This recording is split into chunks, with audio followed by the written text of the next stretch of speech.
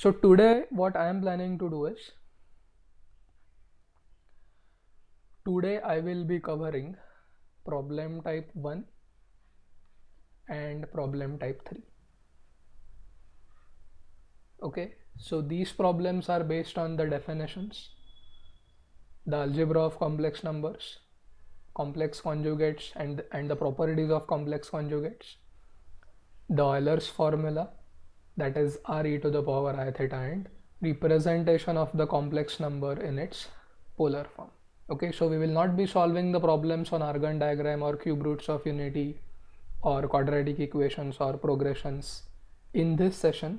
We will cover them in the next session. Question 1.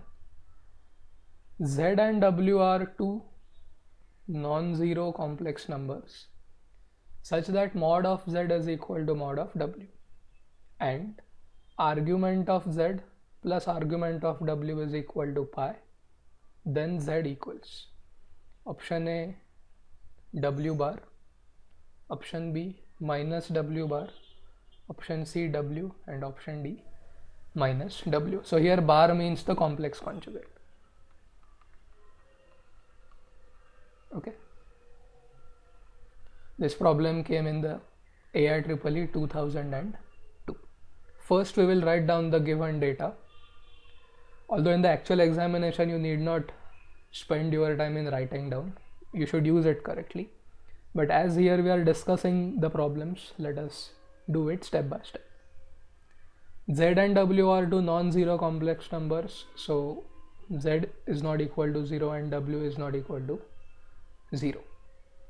They are saying that the moduli of these two complex numbers are same, so mod Z equals mod W, let's call the modulus as R. Okay, now when they say just argument of Z, it can be any angle. Okay, but when they say ARGZ, it has to be the principal argument.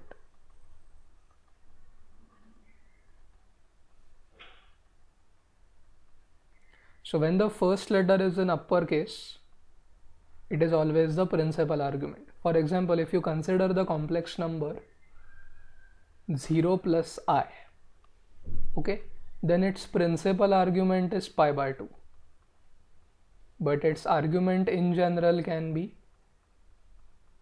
pi by 2 plus 2n pi, where n is any integer. Very similar to what we do in finding the principal and general solutions of trigonometric equations. So because they have used the uppercase A here, we should interpret it as the principal argument. Okay, and the range of principal arguments that we consider is negative pi, less than theta, less than or equal to pi. Okay, so I am assuming that argument of Z is theta. So by the relation given in the problem, argument of W will be pi minus theta. So far we have not done anything different. We have tried to represent everything symbolically, and now begins the main part. Using the Euler's formula, we can write Z as R into e to the power I theta, and we can write W as R into e to the power I pi minus theta. So here I used argument of W equal to pi minus theta. Okay, and then we will simplify W. First we use the law of indices to write e to the power I pi minus theta as e to the power I pi into e to the power minus I theta. Now e to the power I pi is minus 1, because if e to the power I theta is cos theta plus I sin theta, e to the power I pi will be cos of pi plus I into sin of pi. But we know that cos pi is negative 1 and sin pi is 0. Hence, e to the power I pi is minus 1. Write e to the power minus I theta as it is. So this will now be equal to minus 1 into r as it is into e to the power minus I theta, which will be minus 1 into the complex conjugate of z or z bar. Now how is r into e to the power minus I theta z bar? Again, you should be aware of these properties of complex conjugate. If z is r cos theta plus I into r sin theta, the complex conjugate of z is r cos theta minus I into r sin theta. Okay, now I can write this as r into cos of minus theta plus I into r of sin of minus theta.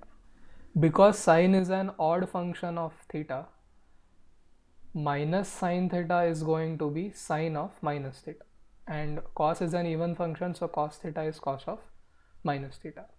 So we have now managed to write r into e to the power minus theta in terms of z bar. Okay, so w is equal to minus 1 into z bar, but they have actually asked us to find z in terms of w. So what you can argue now is,